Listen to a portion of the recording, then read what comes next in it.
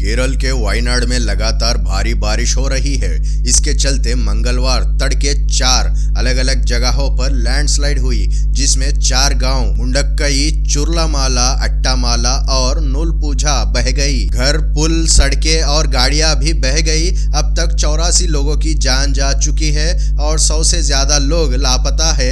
250 से ज्यादा लोगों को बचाया जा चुका है। एनडीआरएफ और एसडीआरएफ की टीम रेस्क्यू कर रही है।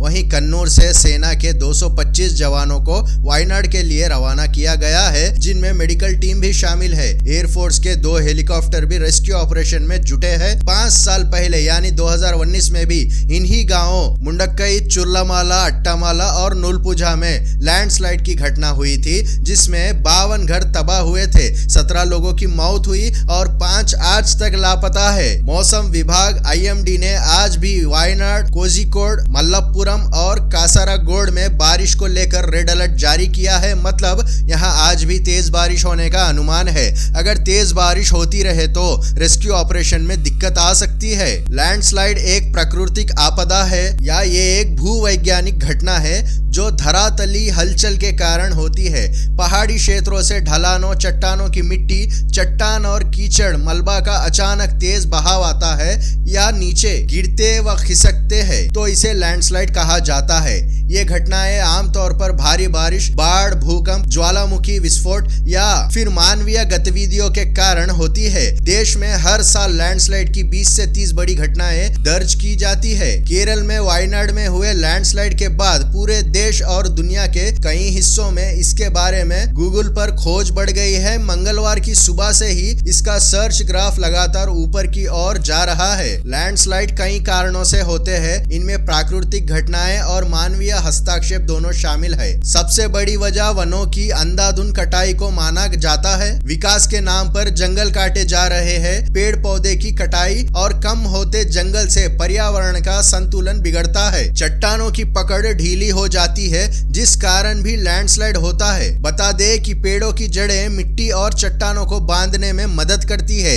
इसके अलावा भूकंप और मूसलाधार बारिश के चलते भी लैंडस्लाइड होता है। लगातार तेज बारिश होने से मिट्टी गीली हो जाती है। ढलानों पर मिट्टी कमजोर हो जाती है। मिट्टी में जल धारण करने की क्षमता कम हो जाती है तो पानी का दबाव बढ़ जाता है और ढलान कमजोर होकर खिसक जाती है, जो नीचे आकर तबाही मचाते हैं। जब तेज भूकंप आता है तो भूमि की स्थिरता प्रभावित होती है, जिससे ढलान खिसकने लगती है। इसके अलावा जहां ज्वालामुखी विस्फोट होता है, वहां विस्फोट से निकलने वाले राख और लावा ढलानों की संरचना कम करते हैं, तब भी लैंडस्लाइड होता है। विकास के नाम पर पहाड़ी क्षेत्रों में वनों की कटाई कर निर्माण कार्य और खनन करने के चलते भी भूमि की स्थिरता प्रभावित होती है, जिससे लैंडस्लाइड होने की आशंका बढ़ जाती है। इसके अलावा ढलान के ऊपर मौजूद भारी सामग्री भी गुरुत्वाकर्षण के कारण खिसक सकती है। ढलानों पर पेड़ और झाड़ियां लगाने से बारिश या पानी के तेज बहाव में मिट्टी जल्दी से कटती नहीं है। ढलान की सुरक्षा कैसे करें? पहाड़ी क्षेत्रों में ढलानों पर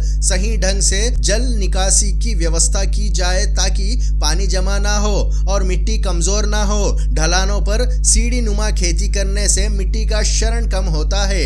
निर्माण पर नियंत्रण कैसे पाए? पहाड़ी क्षेत्रों में अनियंत्रित निर्माण कार्य पर रोक लगाए जाए। खनन गतिविधियों को भी नियंत्रित किया जाए ताकि ढलानों की स्थिति प्रभावित ना हो। टेक्नोलॉजी से निगरानी भी रखनी चाहिए। भूस्खलन की आशंका वाले क्षेत्रों में सेंसर और अलर्ट सिस्टम स्थापित किए जाए। लैंडस्लाइड जोखिम क्षेत्रों की पहचान और निगरानी के लिए GIS और रिमोट सेंसिंग तकनीक का उपयोग कर सकते हैं। भूस्खलन जोखिम क्षेत्रों के लिए आपातकालीन निकासी योजनाएं बनाएं। बचाव और राहत कार्य के लिए तैयार रहे। ऐसे ही और अपडेट्स के लिए चैनल को लाइक और सब्सक्राइब करें। धन्यवाद।